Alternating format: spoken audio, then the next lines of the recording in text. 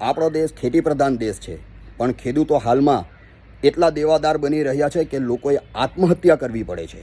હાલની જ પરિસ્થિતિમાં દક્ષિણ ગુજરાતની અંદર જે ભીંડાની ખેતી કરતા ખેડૂતો છે તે લોકો આત્મહત્યા કરવા મજબૂર બની ગયા છે.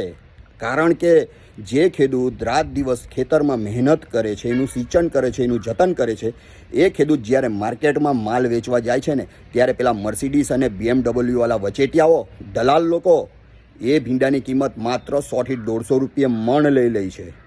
કારણ કે ખેડૂત લોકો આર્થિક રીતે પાયમાલ છે.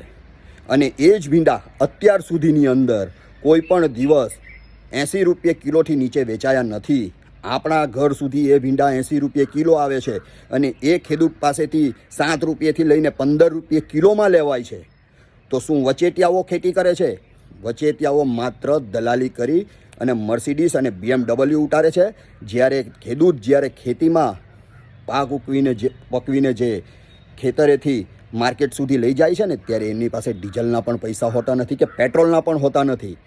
માટે હવે ખેડૂતોની વહારે આવો, આવા દલાલોને બંધ કરો. કારણ કે આપણો દેશ ખેતી પ્રધાન દેશ છે અને ખેડૂત લોકો જ્યાં સુધી આર્થિક રીતે સદ્ધર નહીં બનશે ને ત્યાં સુધી આપણો દેશ ખરા અર્થમાં ખેતી પ્રધાન દેશ કહેવાશે નહીં. જય હિન્દ, જય ભારત, જય આદિવાસી.